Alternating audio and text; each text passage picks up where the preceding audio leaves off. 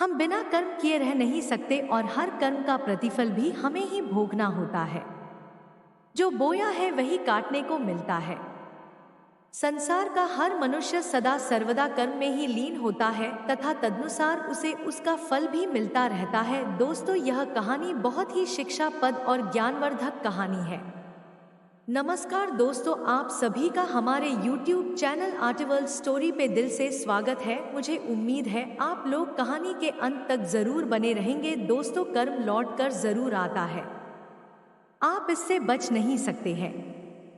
एक गांव में एक प्रकाश नाम का एक मेहनती लड़का रहता था। प्रकाश के पिताजी के मृत्यु के बाद प्रकाश की माँ और एक छोटा भाई रहता था। प्रकाश और उसका छोटा भाई दोनों पढ़ाई करते थे, लेकिन पिताजी के जाने के बाद घर की सारी जिम्मेदारी प्रकाश पे आ गई थी। मानो जैसे कि प्रकाश पे दुखों का पहाड़ टूट पड़ा था। प्रकाश अब पढ़ाई छोड़कर दूसरे के यह काम करता था। काम करके जो पैसे प्रकाश को मिलते थे, उस पैसों से प्रकाश अपना घर चलाता था और अपने छोटे भाई की पढ़ाई का फी भरता था। प्रकाश जब दूसरों के घरों से काम करके आता था, तब उसकी माँ बोलती थी, बेटा तुम पढ़ाई करो, मैं घर का खर्चा देख लूंगी। तभी प्रकाश बोलता है, माँ तुम बूढ़ी हो चुकी हो, तुम्हारा उम्र भी हो चुका है, तुम कैसे काम करोगी, तुम आराम से घर में रहो। पिताजी के जाने के बाद तुम बहुत दुखी रहती हो, ऐसे में तुम कैसे कुछ भी करोगी। इसलिए माँ मैं काम देख लूंगा और पढ़ने के लिए मेरा छोटा भाई तो है, घर में एक पढ़ा लिखा होना चाहिए, मैं इतने में ही संतुष्ट हूँ माँ। एक दिन भाई को स्कूल छोड़कर जब प्रकाश वापस घर की ओर आ रहा था, तभी प्रकाश ने देखा रास्ते में बहुत सारे लेबर और मिस्त्री किसी मंत्री का घर बना रहे हैं। तभी प्रकाश उन मिस्त्री के पास गया और बोला, मिस्त्री साहब मुझे काम की जरूरत है, मुझे भी अपने काम पे रख लीजिए। तभी मिस्त्री साहब ने बोला, बेटा तुम्हारा उम्र अभी पढ़ाई करने का, काम करने का उम्र नहीं है। तभी प्रकाश ने कहा, मिस्त्री साहब मुझे काम की सख्त जरूरत है, मुझे कोई भी काम दे दीजिए। तभी मिस्त्री साहब ने कहा, मेरे पास एक मजदूरी का काम है, बोलो क्या तुम करोगे वो काम। प्रकाश खुश हो जाता है और बोलता है, हाँ मैं यह काम करूंगा। अगले दिन से ही प्रकाश अपने काम पे आने लगता है और खुशी खुशी अपना काम करने लगता है। यहीं से प्रकाश की नई जिंदगी की शुरुआत होती है। रोज की तरह प्रकाश अपने काम पे आता और अपना काम अच्छे से किया करता था। प्रकाश का काम देखकर मिस्त्री खुश हो जाता है और वो अपने साथ रखने लगता है। अब प्रकाश मजदूर से मिस्त्री का सफर पूरा करता है। अब वो मिस्त्री के साथ काम करने लगा था। मिस्त्री ने प्रकाश से कहा, जब से तुम मेरे काम पे आए हो तब से मेरा काम जल्दी होने लगा है, तुम्हारी ईमानदारी और दयालुता देखकर मैं बहुत खुश हूं। यह सब सुनकर प्रकाश बहुत खुश होता है।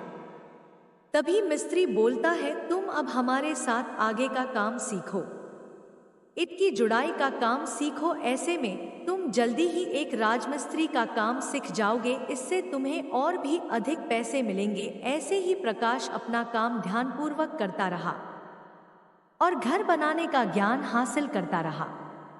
एक दिन ऐसा आया, प्रकाश बहुत बड़ा राज्य मिस्त्री बन गया। अब प्रकाश अपने दिमाग बुद्धि का सही प्रयोग करके बहुत बड़ा आदमी बन गया। अब धीरे धीरे प्रकाश के पास बड़े बड़े घर बनाने न टेंडर आने लगा। प्रकाश का छोटा भाई भी अब विदेश चल गया पढ़ने। तभी प्रकाश की माँ बोली, बेटा तुमने पैसे तो बहुत कमा लिए, सबके घर भी बना दिए, खुद अपने घर कब बनाओगे बेटा। तभी प्रकाश कहता है, हाँ माँ मैं तो अपना खुद का घर ही बनाना भूल गया था। कुछ दिन बाद ही प्रकाश ने अपना एक नया आलीशान घर बनवाया। फिर एक दिन प्रकाश की माँ प्रकाश के पास आई और तभी प्रकाश ने कहा, माँ अब तो तुम खुश हो। तभी माँ ने कहा, बेटा, मैं बूढ़ी हो चुकी हूँ, मुझसे अब घर के काम काम और नहीं होते हैं। अब तुम एक अच्छी सी बहू ले आओ जो इस घर को संभाले। वैसे भी तुम बहुत लापरवाह हो गए हो, बहू आएगी तो तुम्हारा ध्यान रखेगी। तभी प्रकाश बोलता है, ठीक है माँ, जैसी तुम्हारी इच्छा। तभी प्रकाश की माँ लड़की देखने लगती। कुछ दिन बाद ही एक सुंदर और सुशील कन्या से प्रकाश की शादी हो जाती है। घर में बहुत खुशी का माहौल हो गया था। ऐसे ही प्रकाश की जीवन हादी खुशी से निकल रही थी। कुछ दिन बाद ही प्रकाश की पत्नी एक सुंदर पुत्र को जन्म देती है। प्रकाश को जिंदगी से दुखों का पहाड़ हट चुका था। कर्मों का फल हर पल मिलता रहता है। कर्मों का फल भोगने के लिए कोई चारा नहीं है। कर्मों का फल भोगने के लिए एक जीवन पर्याप्त नहीं है। कर्मों का फल भोगने के लिए परिस्थिति और दैवी कृपा भी अहम होती है। कर्मों का फल भोगने के बारे में कुछ और बातें। अच्छे कर्मों का फल सुखदायी होता है। अच्छे कर्म करने से आत्मा को सुख और मुक्ति मिलती है।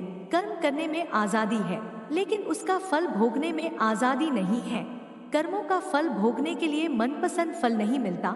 कर्मों का फल भोगने के लिए कोई विकल्प नहीं है। कर्मों का फल भोगने के बारे में गौतम बुद्ध का कहना है कि आत्मा स्वयं करता है और स्वयं भोगता है।